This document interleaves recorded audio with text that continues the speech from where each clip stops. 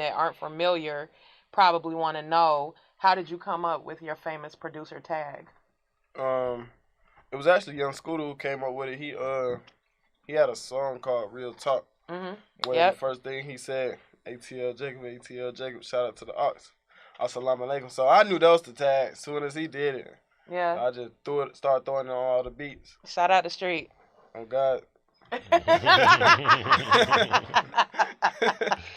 Hey, one of the most touchiest moments, and with shouts to Sunny Digital when he was here, we talked about it, but one of the most touchiest moments as a producer is when you get that call for them files and them stems and all that shit. So how does ATL Jacob balance that? Because sometimes you got the homies, man, I need to mix it, man, send the files, send the stems, and then some producers like, hell no, it ain't gonna happen. And sometimes that strains relationships. So how do you deal with it? Sometimes, to be honest, I hate sending files because they never know how to mix my beats. So my secret that I'm about to give to everybody is I mix my own beats and I send them the wave file. So it still hits. That's why Right On still hits the way. And it sound like the way when I made it, because I gave them files just in case they needed them. I was like, we not using files on the final master. We using my wave file. Your mix. Yeah.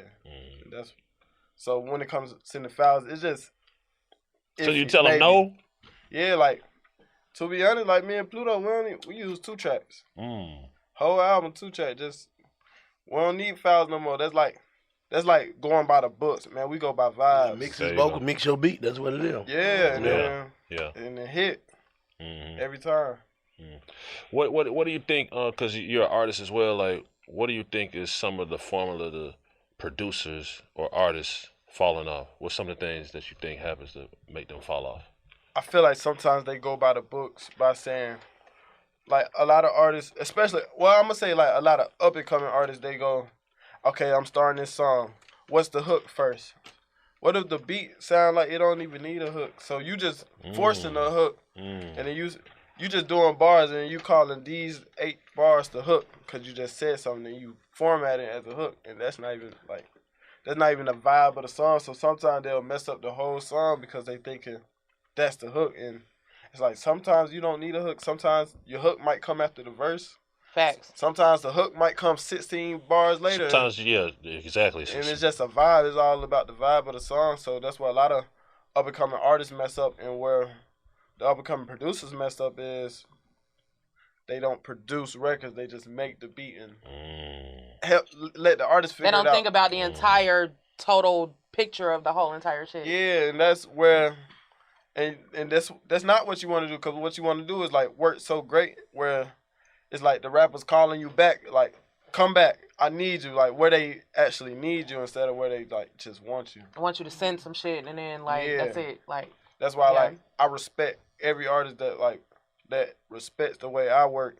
Especially like Pluto, he was the first one to to really let me work how I work and like play with songs, not play with them, but do my thing on the songs instead of him just saying, all right, this the song.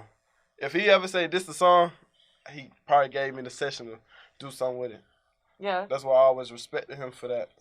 But they respect your insight into the whole craft. Yeah, and it make me and like that make it hard for me to work with up and coming artists, because a lot of these artists don't listen. They just want to rap, and they don't want to make songs.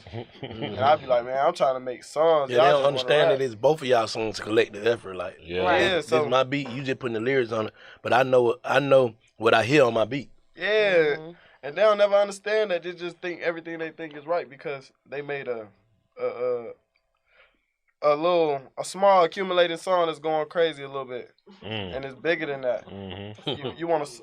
Yeah, you want a song that's gonna like stick forever, like stick for a long time at least. Facts. Yeah. So